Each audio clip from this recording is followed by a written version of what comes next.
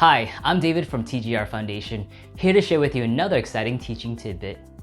In this video, we'll be taking a look at how digital simulations can take your lessons to the next level. So before I share with you some examples that are available at no cost, let's take a look at one of our old favorites.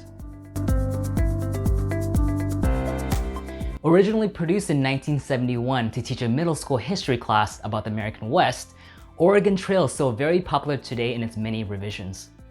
So how is this considered a type of simulation? And what connections can students make to the learning?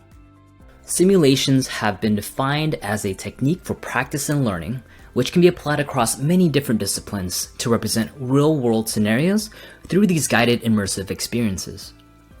And they can take many different forms, like games, role play, or other activities.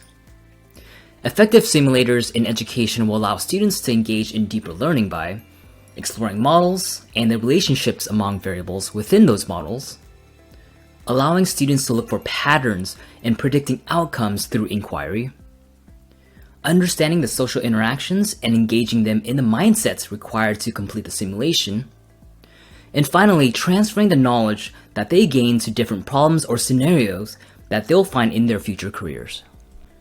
So now that we have a better idea of what to look for in educational simulations, let's take a look at a few examples that you can use in your classroom. Our first example is a collection of over 100 interactive science and math simulations through a website called PhET. You can browse through these simulations based on subjects, grade levels, and even languages. One particular simulation, called projectile motion, allows students to blast objects out of a cannon to explore vector representations and investigate factors that influence drag. You can find this simulation along with the rest of the collection at phet.colorado.edu. If your students are interested in exploring photography but don't have access to powerful digital cameras, Canon has a great interactive digital simulator. Here, you can adjust the aperture, shutter speed, and ISO to see how they affect the overall exposure of a photo. You can find this simulator at the website canonoutsideofauto.ca.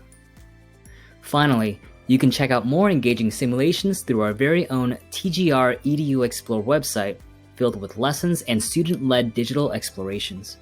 In one of these modules called Robots to the Rescue, students will be part of the National Hazard Rapid Response Team and are tasked to program a rescue robot to aid in a rescue and reconnaissance mission.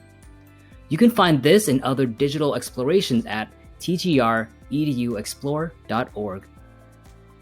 So I hope that you found some of these simulations useful to use with your students. It'll definitely keep them engaged and continuously inquiring throughout their learning. Thanks for checking out this video from TGR Foundation. Like, comment, and subscribe, and we'll catch you at our next teaching tidbit.